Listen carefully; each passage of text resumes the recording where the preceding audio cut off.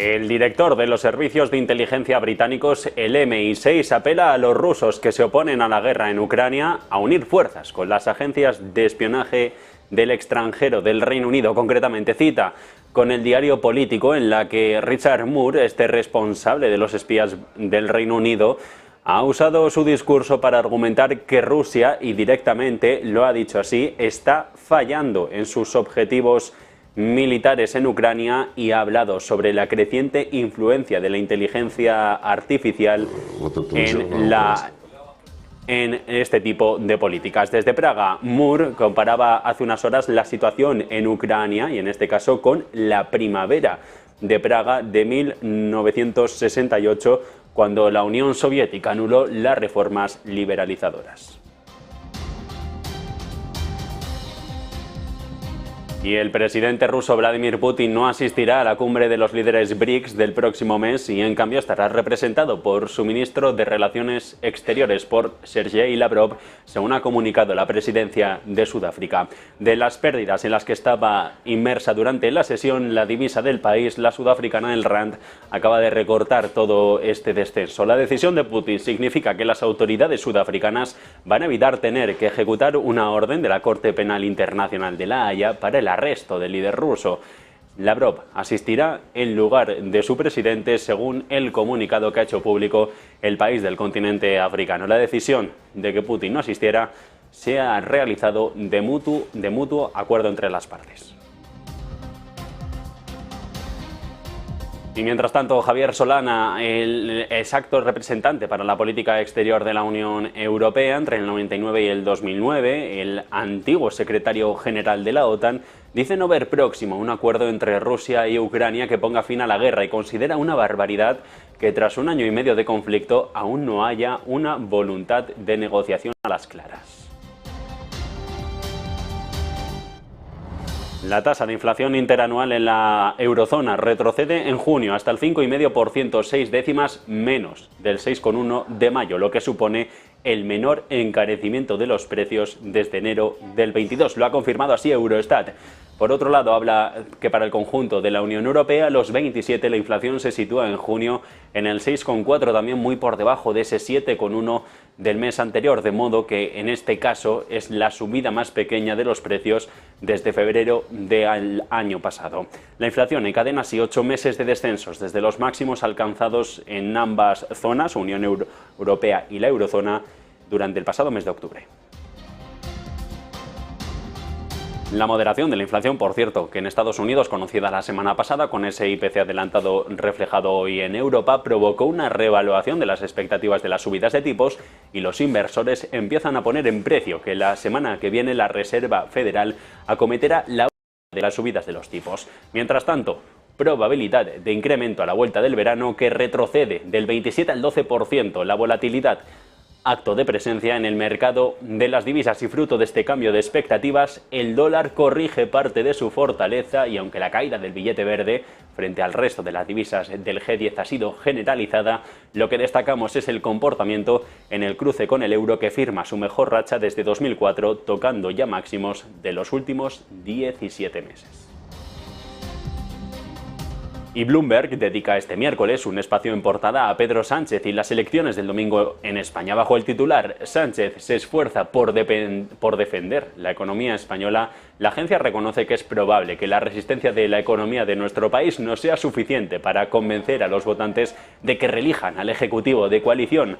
Añade que los socialistas parecen abocados a perder frente al Partido Conservador, frente al Partido Popular, afirmando que los españoles siguen sufriendo una de las mayores caídas de la renta real de Europa, a pesar de que la producción crece a un ritmo constante y la inflación se normaliza, con cifras de empleo récord.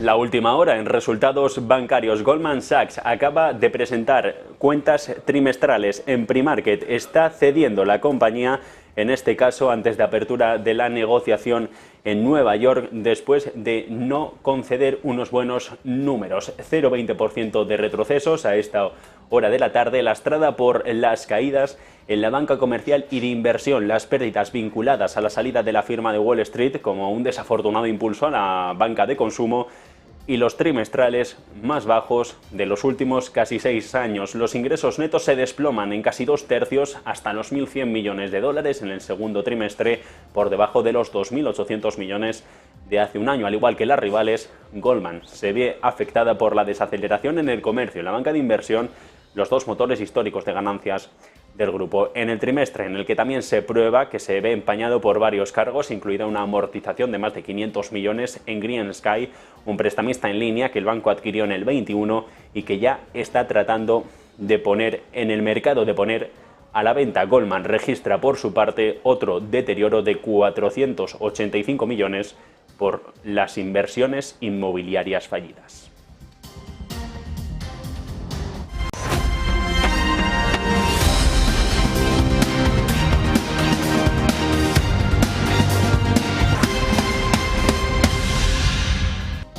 ¿Qué tal? ¿Cómo están? Buenas tardes. Miércoles 19 de julio, en el que el director de los servicios de inteligencia británicos, el MI6, apela directamente a los rusos que se oponen a la guerra en Ucrania a unir fuerzas con agencias de espionaje extranjeras y en especial con el Reino Unido, cita en la que ha hablado el representante de este MI6, Richard Moore, con el diario Político, en un discurso que ha empleado para argumentar que Rusia, a su juicio, está fallando en los objetivos militares en Ucrania, y para abordar la creciente influencia de la inteligencia artificial ha comentado que puede ayudar, sí, a los servicios de inteligencia, pero nunca reemplazar a los humanos. Sobre China también ha tenido palabras Moore, habla como la amenaza más relevante en estos momentos para los occidentales, revelando que de hecho su agencia es la que dedica más recursos a China que a cualquier otro lugar del mundo, enfatizando la necesidad por su parte de mantener abiertas ciertas líneas de comunicación con Pekín.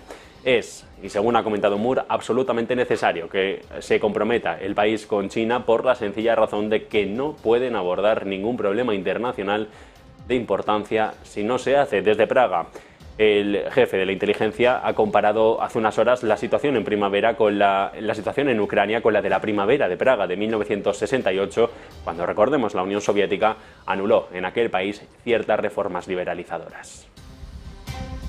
Entre tanto, hoy ha sido el presidente ruso Vladimir Putin el que se ha conocido que no va a asistir, no va a ir presencialmente a la cumbre de los líderes de los BRICS, de las potencias emergentes, del próximo mes en Pretoria, en Sudáfrica. En cambio, va a estar representado Moscú, el Kremlin, por parte del ministro de Relaciones Exteriores, Sergei Lavrov. Lo ha comunicado la presidencia sudafricana en una jornada en la que su divisa, el rand, ha estado perdiendo durante toda la mañana. Se conoce la noticia y se vuelve a zona de subidas. La decisión de Putin significa, en la práctica, que las autoridades sudafricanas van a evitar tener que ejecutar la orden de la Corte Penal Internacional de La Haya para proceder con el arresto del líder ruso. El ministro de Relaciones Exteriores, Lavrov, va a asistir en lugar de Putin, según ha comunicado la presidencia de este país del continente africano. La decisión es que Putin no va a asistir, una decisión que se ha tomado de acuerdo con todas las partes involucradas. Sobre el terreno, hoy hablamos de un incendio en Crimea. La zona está planteando evacuar ya 4 poblaciones por un incendio, como comentábamos, en un campo de entrenamiento. El gobernador de la península ha comentado a primera hora de la mañana que se podrían tener que evacuar más o menos a unas 2.000 personas. Ha anunciado que se ha desplegado por su parte ya un cuartel general operativo. Ha reivindicado, en este caso Kiev, el ejército ucraniano, todo este incendio, con un jefe de inteligencia que ha escrito a través de Telegram que se ha llevado a cabo una operación exitosa en, y citamos literalmente, la Crimea ocupada. Añade que el enemigo oculta la extensión de los daños y el número de víctimas mortales. Y por el asunto del grano, la no extensión del acuerdo desde la medianoche de este pasado martes, países de África se lamentan por la retirada de Rusia de todo este pacto para proceder a las exportaciones a través de la ruta del Mar Negro. Y fíjense si no en un ejemplo, las declaraciones del gobierno de Kenia. Ha tachado directamente de puñalada por la espalda a la ruptura del pacto del grano por Rusia. Ha dicho que lo que el Kremlin ha hecho con el tratado era una puñalada a la seguridad, a la alimentación, que afecta a todo el mundo, pero sobre todo, y a su juicio, recordamos desde Kenia, a los países que sufren la sequía en general, y la mayoría de ellos estarían puestos en la zona de África, aunque también, y por el cambio climático, zonas del sur de Europa. El secretario general del Ministerio de Relaciones Exteriores keniata ha comunicado que la decisión de salirse de la iniciativa del Mar Negro es un problema para los precios globales en este mercado de materias primas que impacta y de manera desproporcionada al Cuerno de África, ya afectada por esta grave sequía de la que se viene meses alertando. Entre tanto, en Europa toman la palabra Emmanuel Macron. El presidente francés ha acusado directamente a Putin de haber cometido un gran error, a su juicio, a no prorrogar este acuerdo de exportación de grano ucraniano. El galo ha dicho que los países de Oriente Medio, de África, incluso de Asia, que dependen en gran medida de estos acuerdos, se van a ver afectados por una decisión unilateral rusa. En declaraciones en el Consejo de la Unión Europea, en Bruselas, el mandatario del país vecino ha señalado que Moscú ha asumido una gran responsabilidad al acordar exportar cereal ucraniano y directamente ha arremetido contra Putin. Lo acusa de haber convertido la comida en un arma y de chantajear la seguridad alimentaria mundial. Entre tanto, las denuncias llegan por parte de Rusia y se vuelve a demandar una reconexión del Banco Agrícola ruso al sistema internacional de pagos SWIFT, el levantamiento de las sanciones a repuestos para la maquinaria agrícola, el desbloqueo de la logística y seguros de transporte, el descongelamiento de activos o la reanudación del funcionamiento de la tubería de amoníaco Togliatti-Odessa, que explotó el pasado 5 de junio. Son dos aspectos que al menos Rusia considera que se han incumplido y que por ello no prorroga el acuerdo del grano. Anunció ya el Kremlin la suspensión del pacto a primera hora de este pasado lunes, alegando que se incumplían todas sus condiciones, como el levantamiento de las trabas a las exportaciones de fertilizantes y alimentos. De hecho, según señala el Kremlin, al suspender el trato apenas se cumple la parte rusa de los acuerdos, por lo que inmediatamente tuvieron que suspenderlo. En cuanto se vuelva a reanudar toda esta situación, dice Rusia, se podrá implementar y de nuevo todo el acuerdo del grano en su completo. Y esto cuando señalan que la Organización de las Naciones Unidas, es lo que señala el Kremlin, tiene 3 meses, un trimestre para lograr la reanudación del acuerdo sobre la exportación de grano a través de los 3 puertos que tiene Ucrania en la zona del Mar Negro, si consigue, y esto es la advertencia, resultados concretos en los que respecta al cumplimiento de la parte rusa del pacto. Las palabras del Kremlin han sido claras: la ONU todavía tiene 3 meses, y decimos literalmente, para lograr la realización del acuerdo y conseguir así resultados concretos, según la portavoz del Ministerio de Relaciones Exteriores, María Sayarova, a la emisora de radio Sputnik. Sayarova ha agregado que en ese caso Moscú va a volver a discutir la reanudación de las exportaciones de grano ucraniano a través de la ruta del Mar Negro. Bueno, entre tanto, Rusia, y como comentábamos hace unas horas, expropiaba y nacionalizaba parte de los activos de empresas occidentales en su territorio y ahora los entrega a líderes vinculados a la oligarquía del Kremlin, directamente al presidente Putin. Por ejemplo, han nombrado al sobrino del líder checheno Ramzan Kadyrov y aliado del presidente para encabezar los activos locales incautados de la francesa Danone y de la danesa cervecera Carlsberg. Yanu Sakriev, el ministro de Agricultura de Chechenia, ahora figura como director general de Danone para Rusia, según el Servicio Oficial de Divulgación. Es sobrino de Kadyrov, el gobernante checheno, que es un protegido de Putin y que ha sido acusado repetidamente de violaciones de los derechos humanos en esta República del Sur de Rusia. Las exportaciones y las expropiaciones anunciadas el domingo y seguidas por la transferencia de las operaciones de Danone apenas 2 días después son el preludio de nuevas distribuciones de los activos extranjeros a personas al menos leales en un primer momento al gobierno de Putin, donde hablan de la intención del Kremlin de infligir directamente dolor a Occidente y recompensar a los partidarios del gobierno de la Federación con este botín. Entre medias, lo que suenan son alertas de desconexión entre las bases industriales de defensa en Estados Unidos y Europa en cuanto a munición. Y es que lejos de complementarse o de reforzarse, se están distanciando. Esto se debe, en parte, a que el aparato de defensa occidental lleva décadas priorizando la eficiencia y los costes más bajos, adoptando el mismo tipo de cadena de suministro que se usa, por ejemplo, en la industria automotriz. Eso se ha adaptado a un periodo de relativa paz, pero ahora, y dicen los observadores, se ha reducido la holgura en el sistema necesaria para expandir rápidamente la producción de armas. El Departamento de Defensa de Estados Unidos ha señalado su intención de volver a centrarse en las municiones después de años de inversión insuficiente. En su presupuesto de 2024 ya solicitó 1.100 millones de dólares para financiar 118 equipos de munición frente a los 550 millones de los 83 que se solicitaron un año antes.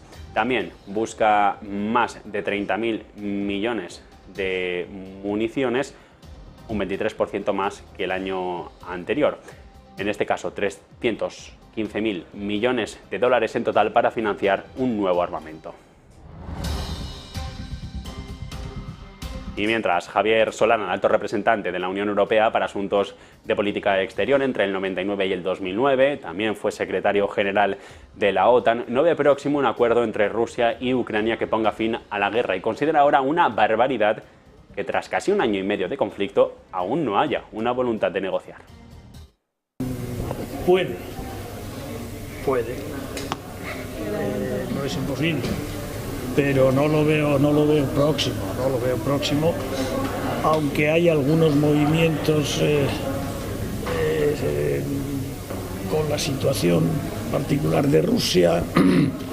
Que hay algún movimiento también por parte de Estados Unidos. Han ido 2 personas de Estados Unidos a Moscú, discretamente, no secretamente, pero discretamente. Hay la necesidad de que se hable. Es una barbaridad estar el tiempo que llevamos matándose la gente y sin ninguna voluntad de hablar, ni voluntad en el siglo XXI de tratar de parar una cosa tan brutal como esta.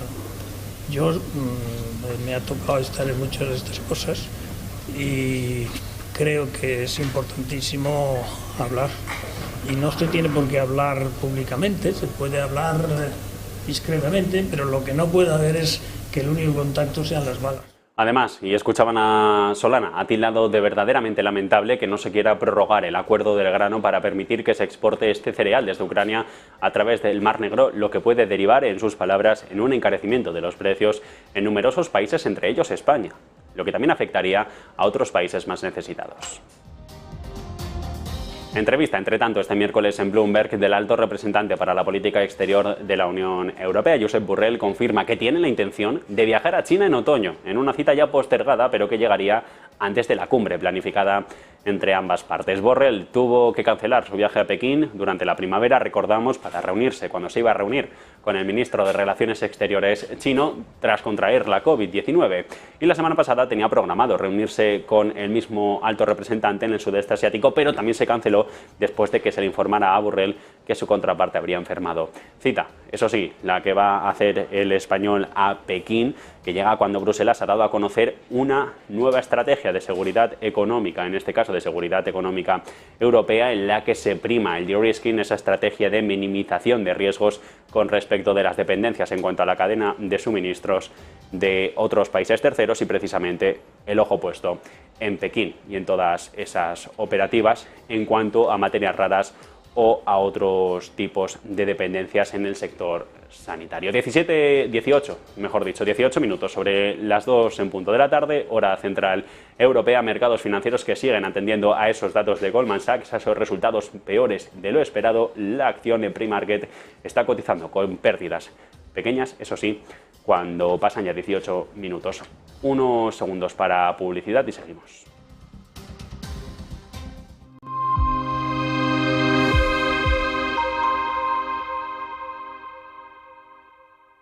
Ven al Torreón, estamos en El Pardo, un espacio único en plena naturaleza.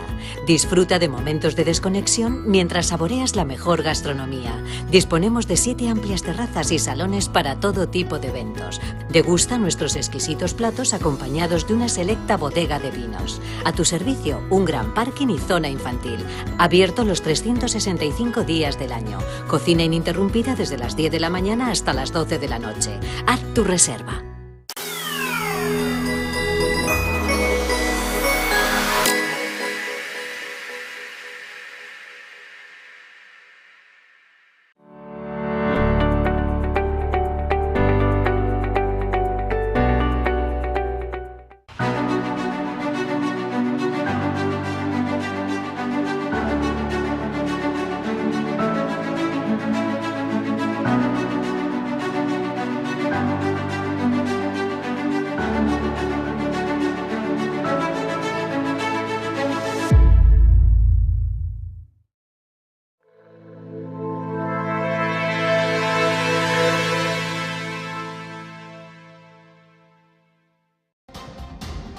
Y siguen a esta hora de la tarde coleando las reacciones sobre la contratación por parte de la comisaria de competencia de Margrethe Vestager de una economista estadounidense dentro de las instituciones comunitarias. Y es que el asunto ha llegado a las jefaturas de los Estados miembros.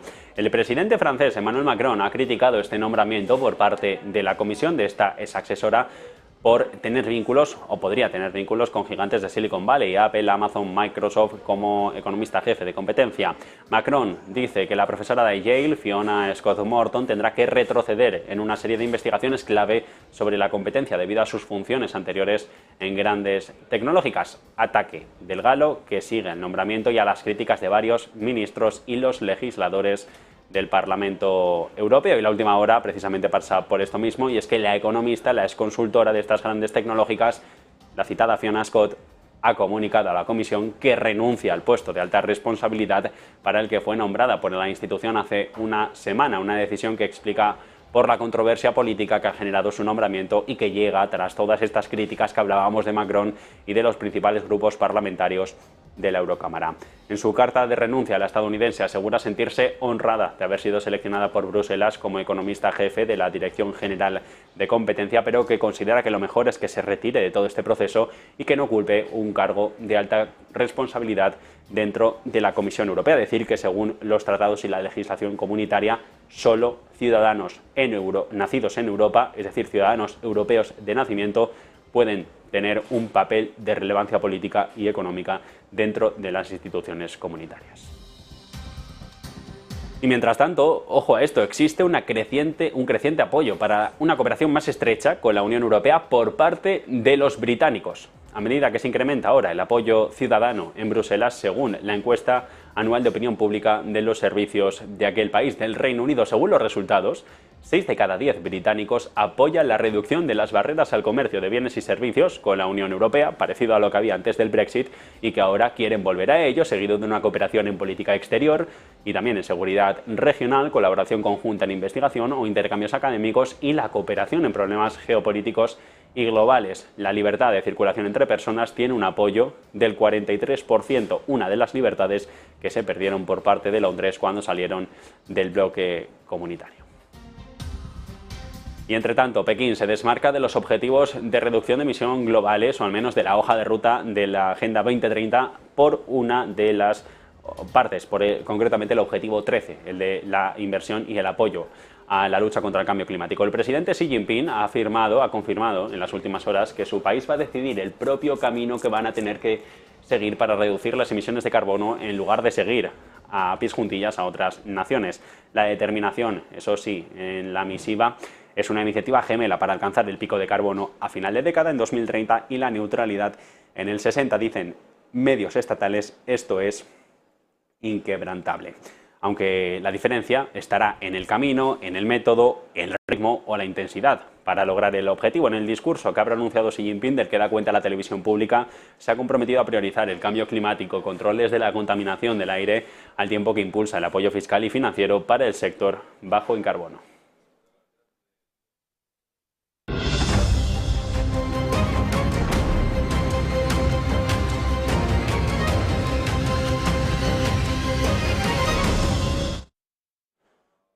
Y los estrictos controles sobre emisiones de nitrógeno en los Países Bajos están socavando los esfuerzos de la Unión Europea para combatir al cambio climático. Son las palabras que ha pronunciado el director ejecutivo saliente del puerto de Rotterdam. De hecho, insta a los políticos neerlandeses a encontrar soluciones a un límite de emisiones que están poniendo en riesgo unos 10.000 millones de euros de inversión en tecnología verde en el puerto más grande de Europa. Los proyectos, incluidas las plantas de biocombustible e hidrógeno verde, reducirían las emisiones de dióxido de carbono en 10 millones de toneladas anuales. Los permisos para los desarrolladores que emitan óxidos de nitrógeno o nitratos durante el proceso de construcción se vuelven cada vez más difíciles de obtener después de que un tribunal dictaminara que los Países Bajos habían incumplido los niveles sostenibles de emisiones. Recordemos que la Unión ha comprometido reducir las emisiones de gases de efecto invernadero entre el 90 y 2030 en un 55%. El bloque, y solo en 2021, emitió más de 3 billones de toneladas de CO2. Y las industrias electrointensivas europeas están amenazadas por los altos precios de la energía que han provocado una pérdida en la competitividad, pero también por los paquetes de ayuda a esos sectores en otros grandes bloques económicos, como Estados Unidos, como Japón, como China, según el aviso que ha lanzado la Agencia Internacional de la Energía. Concretamente, el organismo señala que a causa de los precios de la energía, que se han disparado sobre todo desde el inicio de la invasión rusa de Ucrania a finales de febrero del 22, la producción de aluminio se redujo un 12%, la de acero un 10%, papel un 6% o química un 5%.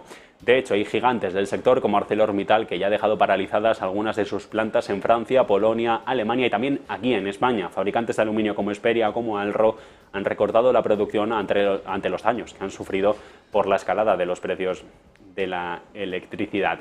Las condiciones meteorológicas han tenido poco que ver en el nuevo bajón de 6 puntos porcentuales de la demanda eléctrica en Europa durante el primer semestre del ejercicio. Y precisamente es el viejo continente el que se prepara un giro para incluir a la energía nuclear, lo que pedía Francia, en el nuevo borrador de la Ley de Industria Net Zero. Los negociadores europeos están trabajando en una lista de tecnologías netas cero y de acuerdo con un borrador de enmienda de compromiso filtrado por Context.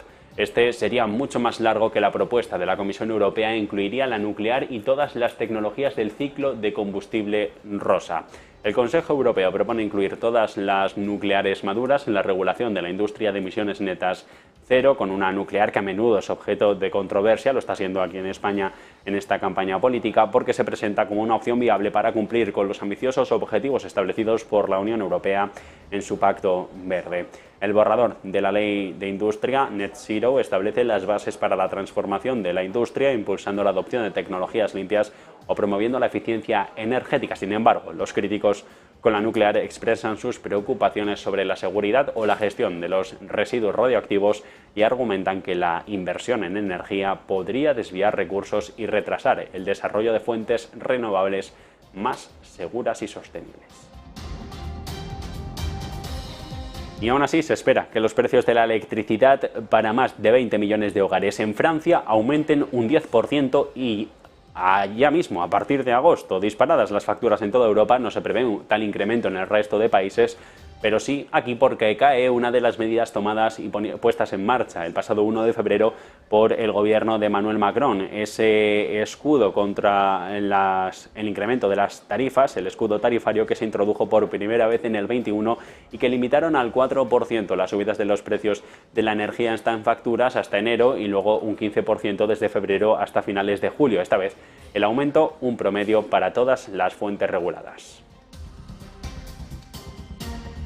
Y mientras tanto, ADNOC, una filial de la emiratí, anuncia la firma de un acuerdo de 14 años de duración para el suministro a India de más de 1 millón de toneladas métricas de gas natural licuado cada año por unos 9.000 millones de dólares. El contrato, según adelantado por medios emiratíes, se suscribe entre ADNOC Gas y la Indian Oil Corporation, la mayor compañía energética del país, y es visto como un importante paso en la asociación energética entre ambos países. Lo que no se sabe es en la divisa a la que se van a intercambiar estos contratos.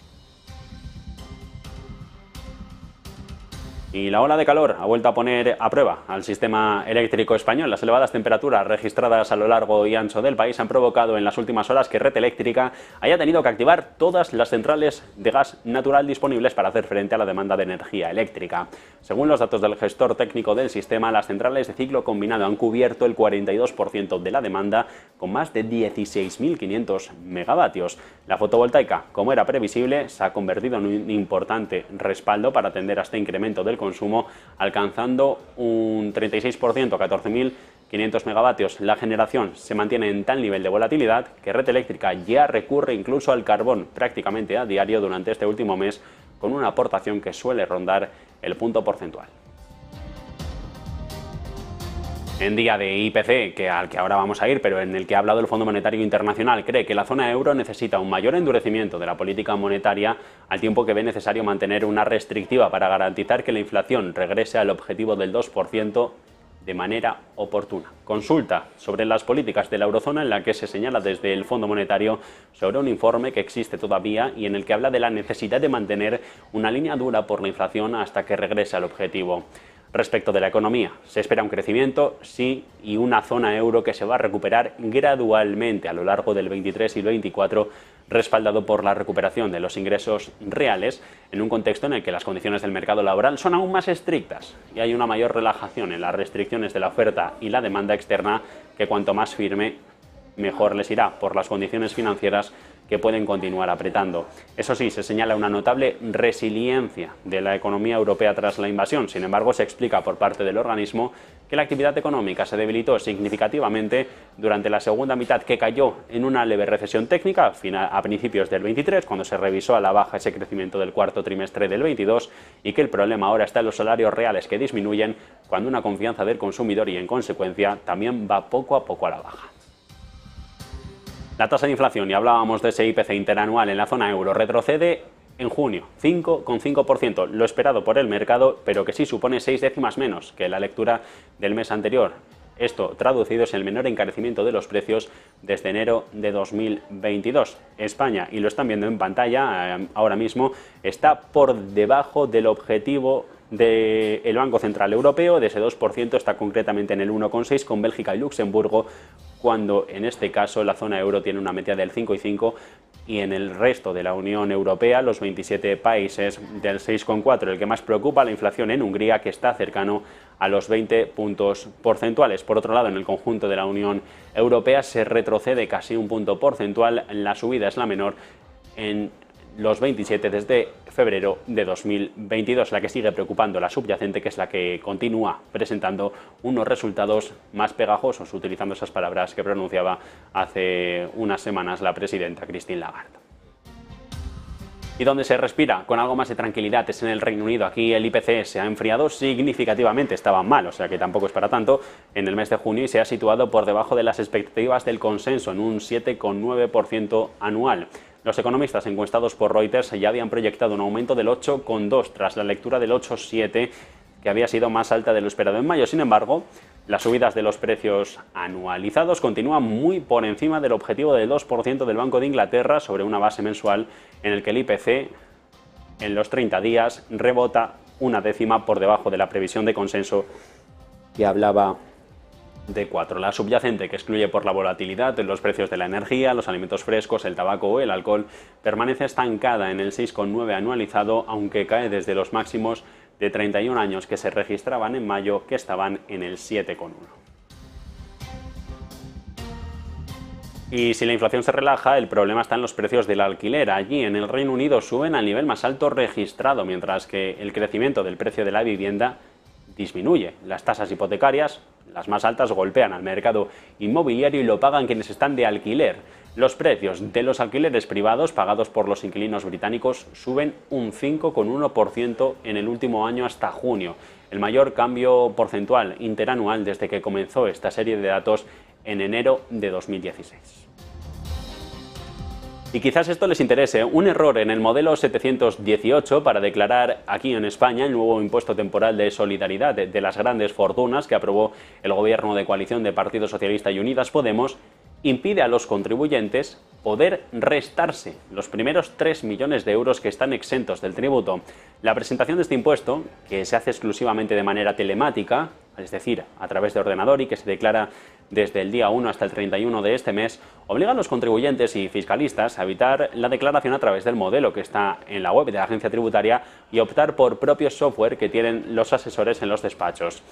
Los contribuyentes que tienen que afrontar el tributo deben registrar en la casilla 127 la base liquidable del impuesto. Sin embargo, el modelo que ha publicado Hacienda no resta los primeros 3 millones de euros exentos de manera genérica, de manera automática, en la cuota íntegra en esta casilla, la 126, que es superior a lo que se corresponde, por lo que hay una mayor cuota a la hora de tenerlo en cuenta para tributar el impuesto. Esta figura fiscal, que entró en vigor el pasado 29 de diciembre, grava la riqueza a partir de los 3 millones de euros, con los primeros 700.000 que correspondan a una vivienda habitual, y que todo esto está exento.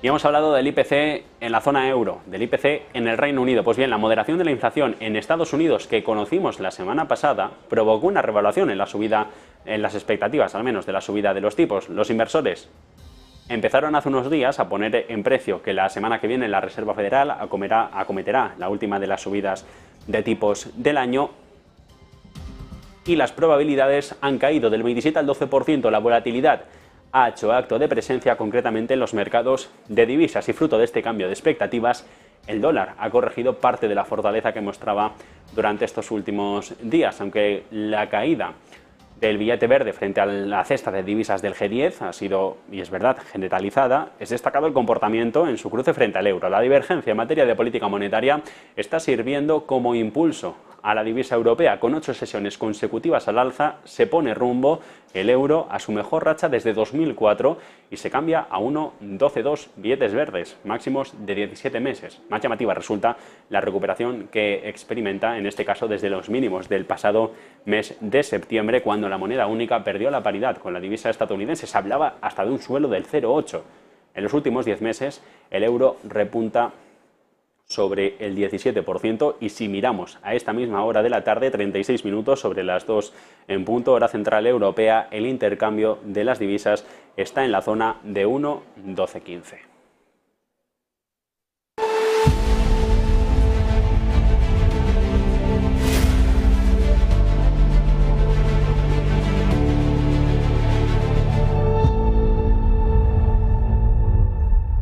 Y Bloomberg, lo avanzábamos en sumario, dedica este miércoles un espacio en portada a Pedro Sánchez y a las elecciones del domingo en nuestro país, bajo el titular: Sánchez se esfuerza por defender la economía española. La agencia reconoce que es probable que la resistencia de la economía de nuestro país no sea suficiente para convencer a los votantes de que reelijan al presidente del gobierno en las elecciones del domingo. Añade en el documento, en el artículo publicado, que los socialistas parecen abocados a perder frente al conservador Partido Popular, y afirma que los españoles siguen sufriendo una de las mayores caídas de la renta real de Europa, a pesar de que la producción crece a un ritmo constante, la inflación se normaliza o el empleo está en cifra récord. La fuerte erosión, y son palabras textuales, del poder adquisitivo y la disminución del consumo siguen siendo los principales obstáculos para los socialistas, aunque han perdido amplias zonas del país frente a Alberto Núñez Feijóo, al Partido Popular y al partido de Vox en las elecciones locales del 28 de mayo. La agencia Bloomberg enumera las mejoras económicas que ha vivido España de la mano de Sánchez y se refiere al hecho de que se ha logrado, por ejemplo, reducir la inflación más que en otros países miembros del bloque monetario.